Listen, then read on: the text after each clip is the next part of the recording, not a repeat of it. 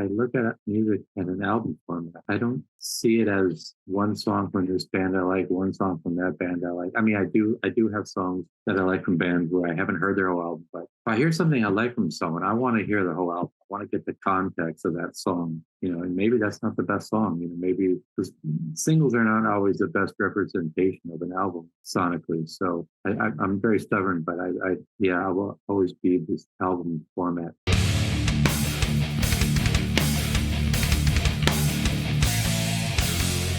What's up, everybody? It's Keefy with another GhostCultMag.com interview. I am super stoked today to be joined by Black of Black Asteroid. How are you doing, sir? Good. Great. Fantastic. You got a brand new album coming out on our beloved Artifact Records, as I mentioned previous to start recording. We are huge fans and supporters of the label. We've covered many of their releases. I'm a personal big fan of the label and artists like Kylan Mikla and Kanga and Cloud Rat and so many others. But I love your career has occupied this space in electronic music, sort of not, more like the dancey side of electronica, but somehow appealing to hard metal fans and heavy music people. And I have felt in the last few years that there's this wonderful crossover of EDM and synthwave and all these different little subgenre cliques that have brought in guitar-based music fans, especially heavy music. Why do you think, just right off the bat, why do you think that is? I mean, personally, I started making industrial rock music, and I went the other way. Then I got slowly into electronic music, and then once I got into electronic music, I wanted the guitars back. I wanted the energy, so I started distorting the synths to make them sound like guitars. But generally, I guess what's happening now is genres are sort of crossing over because people generally like, we kind of lost the rock and roll, and now people are like, hey, we want some of it back, some of that danger. I think the thing we lost with loopy, mindless dance music was the sense of danger, the element of danger, and that's the fun part. I mean, I love the whole rock and roll stuff, and it's my mission is to bring that spirit into dance music, or into techno particularly. So that's kind of been my ongoing mission with Black Asteroid, is to bring in more of a structured song format with verses and choruses and, vocals.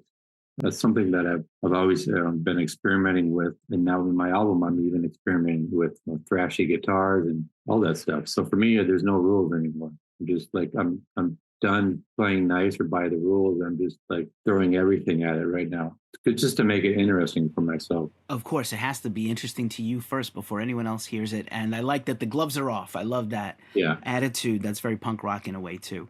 And I have felt like I have a separate podcast here called Glacially Musical. We just did a sort of a chaser episode in between our usual series, and we talked about 90s movie soundtracks, and I talked about sort of the 80s post-punk goth and industrial sort of growing up into these 90s bands. And obviously, Nine Inch Nails is in the Hall of Fame. There's a bunch of great bands in the genre. But also these movie soundtracks helped permeate into the zeitgeist, this music that's like, oh, do you like to dance? Are you angry but also want to feel cool and be a little emo but also be aggressive? And here's The Matrix, and here is Escape from LA, and here is Mortal Kombat and Spawn, and all these incredible movies that literally these permeated pop culture. These are huge movies in some cases, like Matrix.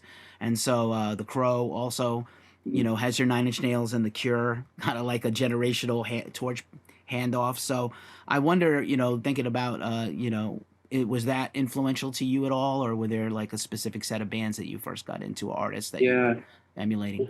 When I was, I guess, in high school, discovering, alternative music after being into Pink Floyd and U2 like everyone else, I discovered alternative music, and I went down this whole English indie rock rabbit hole, basically Love and Rockets, Bauhaus, all that stuff. And then at the same time, I discovered acid house, British dance music, rave culture. And then what brought it together for me was Nine Inch Nails, the first album, which brought synths and guitars and pop hook and experimental music production. It brought all of the elements that I was fascinated with into one album. And it was the first Nine Inch Nails album after hearing that I was just suddenly had this idea that I want to, I need to do this. I need to make music because I want to combine Love and Rockets with, like Baby Ford or 808 State or whatever dance music I was into. But I think it was pretty hit and theme, the first Nine Inch Nails album, that really kind of went, the alarm bells went off in my head. I always thought these were two separate things. Like you had alternative rock, indie rock, and then you had club culture or, synth pop or whatever. But hearing those combined is what really sparked it for me. Right on. I'm old enough that Head Like a Hole was played at my prom. Yeah. And also, I'm from New York City, as everybody on my channel is sick of hearing me always reference that. But where we were from, we had obviously the iconic rock and metal clubs and punk clubs like CBGB's, but also there were all these dance clubs, and we would go to Industrial Night at the Pyramid or the Bank or the Tunnel or Limelight. Those are places we also went, and I know I got looks like, why is this long-haired guy with a Metallica shirt in this place? Because I was trying to pick up a goth girlfriend. That's why. Metalheads are lonely. We need some attention. Yeah. And right. yeah, I totally feel that, and I do feel like we're hitting another inflection point in the culture where and you work with some of these artists, and we're going to unpack that in a second when we start talking about the album a little more. But yeah, I just feel like we're at a really cool point where there's a lot of really super cool, groundbreaking artists doing stuff. Health was one of our top. Rat Wars, one of our top albums of last year, even though it came out late in the year. I just saw them last week here in San Francisco, and they were mind-blowingly good live. And they are sitting right at the sort of intersection of what you do and then sort of the throwback to the Nine Inch Nails stabbing westward style. Yeah, I agree. Right on. So Infinite Darkness is coming out on Artifact Records May 3rd as we do this interview today.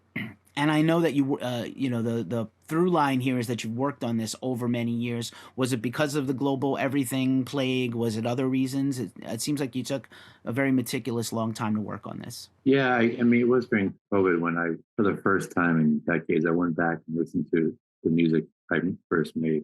I had a band called Halo Black in the late '90s, which was industrial rock, and it just was so close to me. I just couldn't listen to it for like 20 years. And during COVID, I actually went and listened to all my old music just to see what I want to do with my life. And then I rediscovered this energy in those early records with, picking up a guitar and the feedback and the sampling and all these things that you would do experimenting in the studio. And that's when I decided I want to take some of the ideas I already had and then work on an album. And then as I've been touring as a DJ over the years, I've traveled to different cities, and I would try to use that opportunity to go in the studio and work with artists, vocalists that I wanted to work with. So I kind of been doing this album on and off for 4 or 5 years, maybe a bit longer.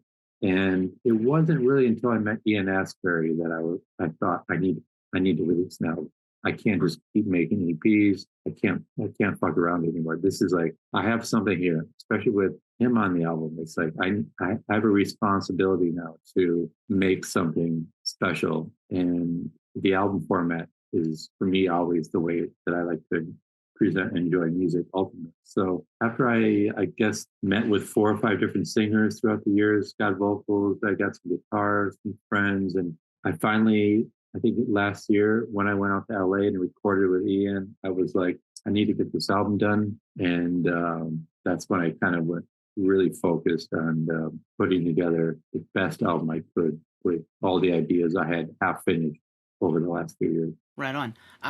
Two things. First of all, I have a feeling that Ian is just wild to know in person in real life. Any interactions with him, I just imagine would be just like, a mind-opening experience. He's such a mystical guy. Yeah, it was. I mean, I don't know how this happened. I have my ideas, but he started following me on Instagram.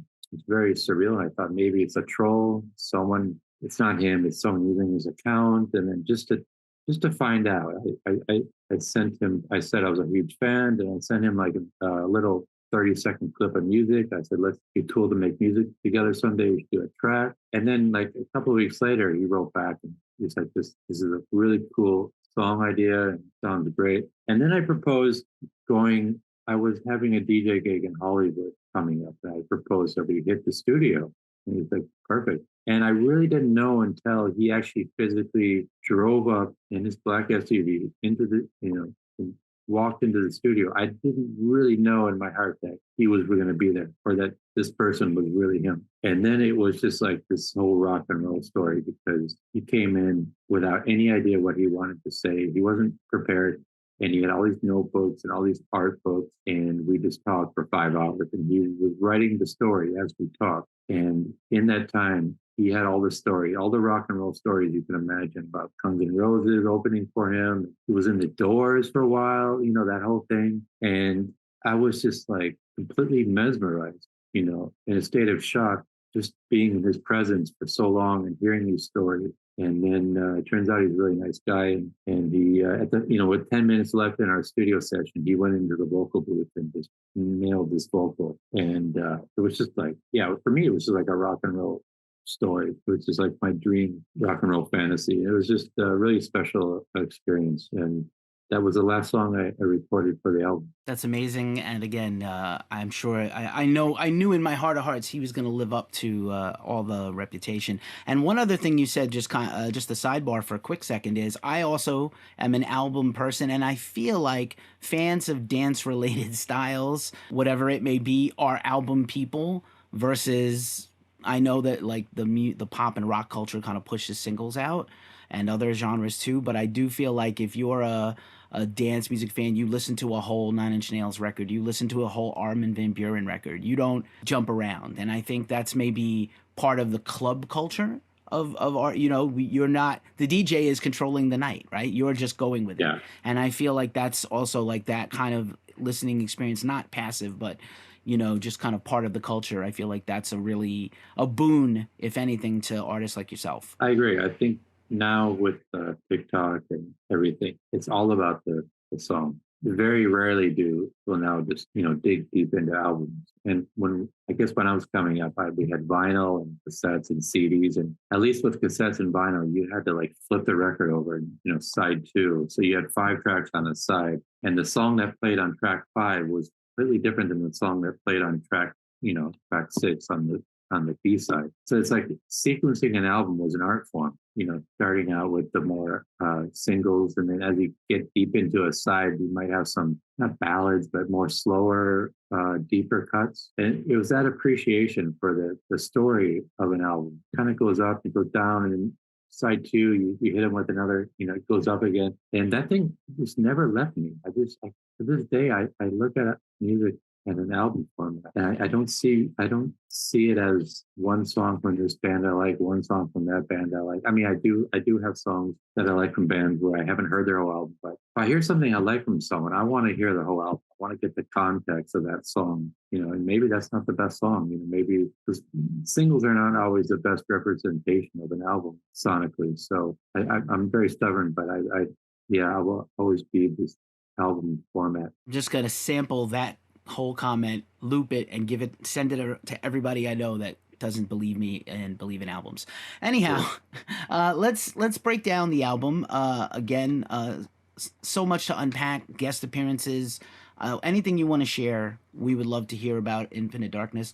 So the first track is Dirge Out, and that kicks off the record with a pretty lengthy track. Yeah, so this is the track I've been, with Ian Astbury, and he started writing these lyrics. And one of the recurring lyrics was Infinite Darkness. And the reason why I didn't want to give the title of the album, or the title of the song Infinite Darkness, was because I had already a song called Infinite Blackness that he didn't know about, that I had actually done vocals on. It's a closing song of the album. So then, not to make it too redundant, we agreed on Dirge Out would be the title. And it was like I just said, it was just this amazing experience as he was writing the lyrics, talking to me, picking my brain about, we were talking about coming out of a Berlin club on Sunday morning, 2 p.m. or something, and it's overcast, and that experience, you've been in a club in Berlin for 3 nights, and you coming out, just that mind frame. Because when I met Ian, I had just played a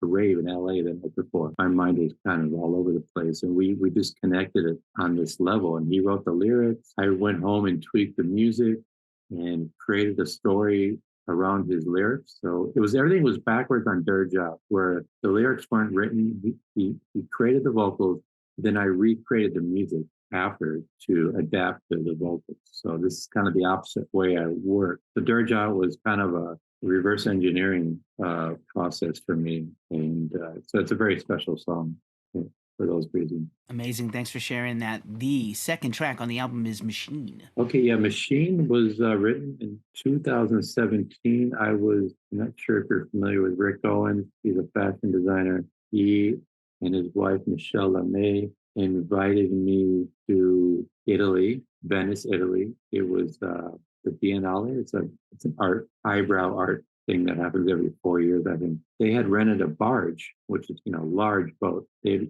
had hired this barge, and they invited me, A$AP Rocky, Mostaf, all these artists, painters, just to mix them up, get them on this boat, serve them alcohol. They had a chef. There's a recording studio on the boat. So I was invited to come and hang out there. And one of the songs I recorded was Machine with Michelle LeMay, this fashion icon. She's the wife of Rick Owens. And I captured her speaking about how she met me. And this is kind of what Machine's about. She was talking about how Rick Owens brought me into their world. He discovered me, used my music for his fashion shows, and that's how I met her. So the Machine is about this story of how I was brought into the world of Rick Owens and ultimately onto this boat with A$AP Rocky. So that was a really one of those special experiences. I love being in these situations where I'm not just surrounded by peers who do the same thing, being challenged. How do I impress Mostaf? He's a legend. How do I impress these people? And usually it makes my music more experimental, more really push sounds to be on their level. So that song came out of that session. Wow, what a story! That's insane. In the best way. The third track is Ashes and Dust. Yes, this was a song, I guess, written during COVID. And I remember the synth riff, because I design all my sound from scratch. A lot of the times with modular synth. I wonder if I can just show you that. But I'm always patching sounds and stuff. And during COVID, I came up with this patch that was, for me, was very hopeful and kind of emotional. So I thought this song, I wrote a song about hope and, we're in this together now. We're going to get out of this kind of thing. And so I had this instrumental. And at the time I discovered Actors. I don't know if it was because they played Cold Wave Festival in Chicago, but I came across their music and I was really drawn to the songwriting and to his voice. It was very reminiscent of the qualities I like about Interpol and just classic, songwriting books. And it was dark, it was sexy. And I reached out to Jason. And he was so easy to work with.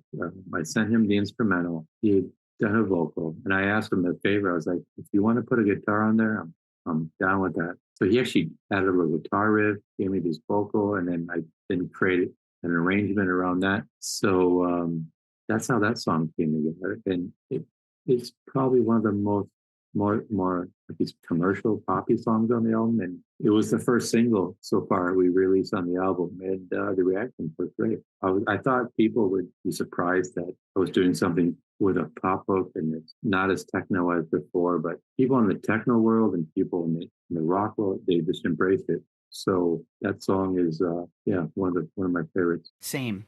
Similar to your ethos, the thing that I'm a huge Actors stan. I have all their records on vinyl, and I love them so much. I think I went to one of their shows last year and bought all the merch, and anything that wasn't in my size I gave to friends, because I was like, I just want to give them all my money.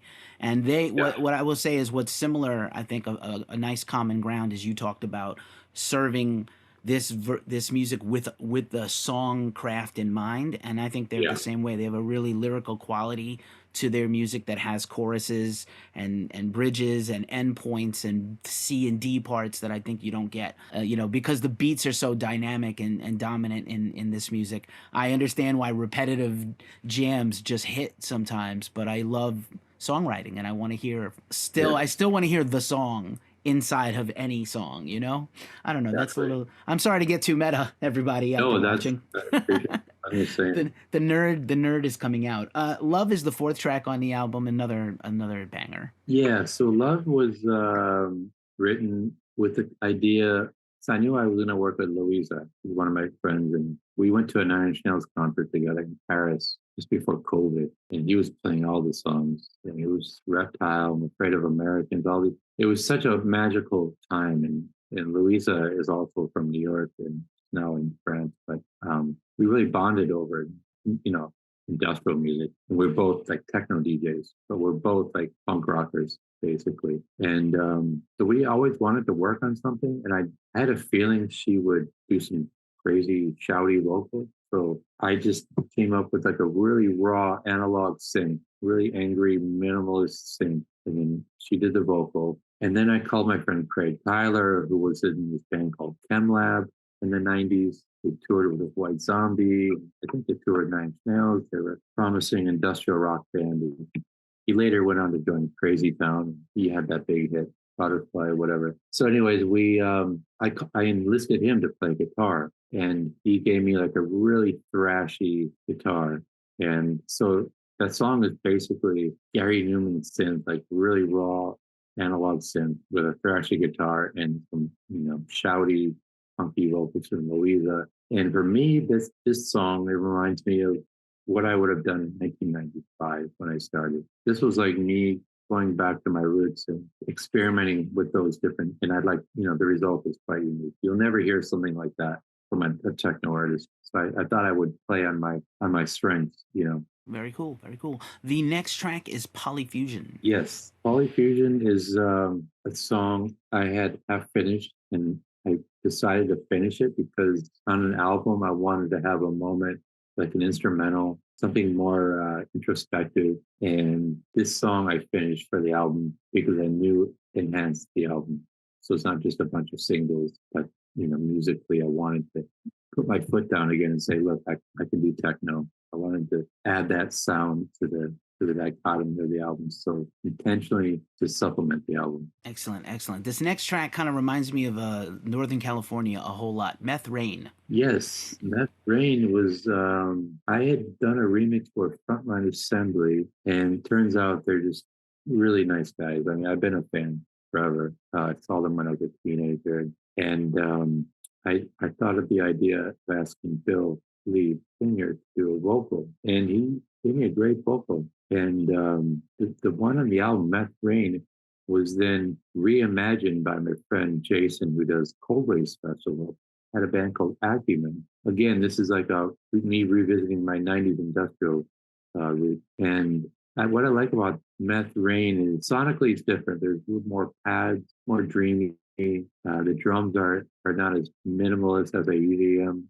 So I thought that should go on the album. I have another version which is more minimal, but I wanted to add sonically the pads and the jungle drums, and so that's why this made the cut. Very cool. The next track is Blast. Blast is sort of a funk. It's sort of an Apex Twin angry techno song with what I try to do on this track in a lot of my songs is make synthesizers sound like guitars. I was just trying to make synth sound really nasty, and this is just Blast is like an exercise in angry electronic, and it's also happens to be one of the sort of DJ playable songs on the album, so I can play that in the club and I don't have to like worry about speeding it up or adding a kick drum. It's like it's good to go. So it serves a purpose in the nightclub, and then it's also showcasing my attempt to make rock and roll music with synthesizers. Very cool. I'll keep that in mind. The next track is My Body. My Body was written in Berlin with my friend Joey from Blush Response, and I remember showing up in his studio. This was like the week before COVID happened.